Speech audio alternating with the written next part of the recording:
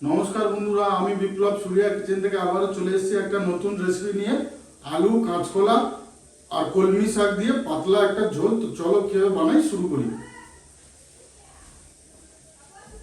তো দেখুন বন্ধুরা, তো এখানে আমি কলমি শাক নিয়েছি, আলু, কাঁচকলা নিয়েছি, পেঁয়াজ, কাঁচা লঙ্কা, আদা বাটা, টমেটো আর মাছটা আমি ম্যারিনেট করে নিয়েছি হলুদ আর নুন দিয়ে। দেখুন বন্ধুরা, কড়াইতে আমি তেল দিয়ে দিচ্ছি।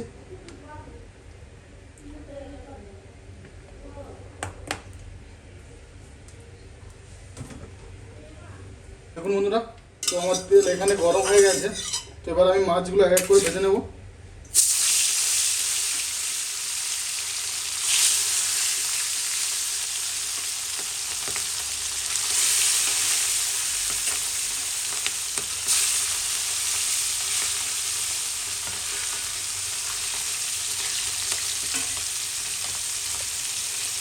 তো দেখুন বন্ধুরা, মাছগুলো আমার ভাজা হয়ে গেছে, আমি তুলে নিচ্ছি।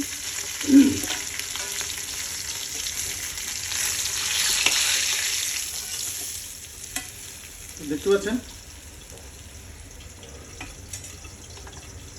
তো এখানে ফোড়নে দিয়ে দেবো হচ্ছে কালো জিরে আর পেঁয়াজ কুচি। বন্ধুরা, এখানে আমার পেঁয়াজ ভাজা হয়ে গেছে। তো এখন আমি 1 চা চামচের মতো আদা বাটা,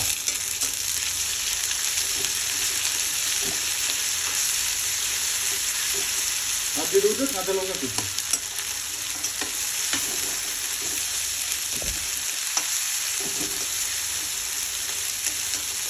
তো এখানে যে টমেটো কুচিগুলো রেখেছিলাম, টমেটো কুচিগুলো এখন অ্যাড করে দেবো।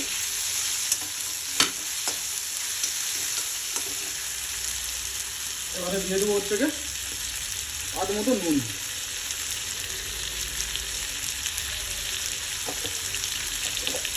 এটাকে মোটামুটি কষিয়ে নেবো বন্ধুরা। তো এখানে দিয়ে দেবো একদম 1/2 চা চামচের থেকেও কম লঙ্কা পাউডার, আর দিয়ে দেবো হচ্ছে 1/2 চা চামচের মতো হলুদ পাউডার, আর জিরা পাউডার 1 চা চামচের মতো। এখানে আর কোনো মশলা যাবে না।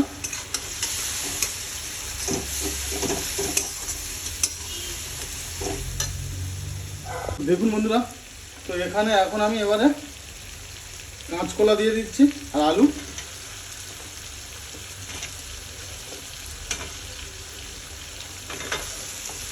তো এটাকে আমি ভালো মতো কষিয়ে নেব।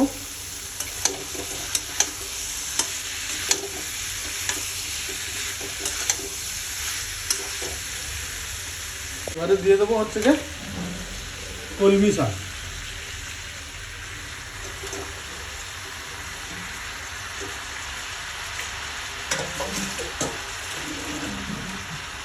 তো কলমি শাক দেওয়ার পরে এখানে এটা ফার্স্ট এরকম ঢাকা দিয়ে দেবেন। দিলে কি হবে, কলমি শাকের যে জলগুলো আছে সব বেরিয়ে গিয়ে কলমি শাকটা অনেকটা কম হয়ে যাবে। দেখুন বন্ধুরা, এখন আমি এবার ঢাকনাটা খুলে দেবো। তো খুলে দেওয়ার পরে এখানে দেখুন শাকটা কতটা কমে গেছে। তো এটাকে এখন আমি এইভাবে কষিয়ে নেব।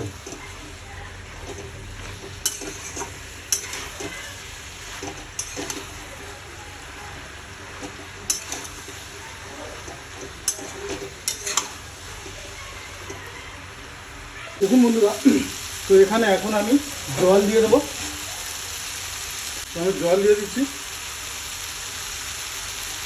এটা কিন্তু পাতলা ঝোল হবে, আমাদেরকে আগেই বলেছি।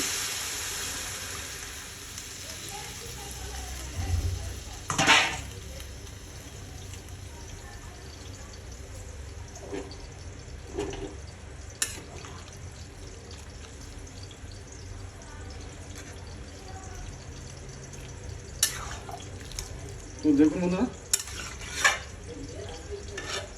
বন্ধুরা, এখানে তরকারি ফুটে গেছে।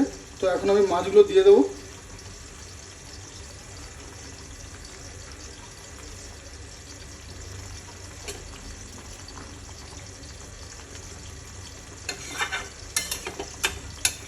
তো দেখুন, তো মাছগুলো দেওয়া হয়ে গেছে।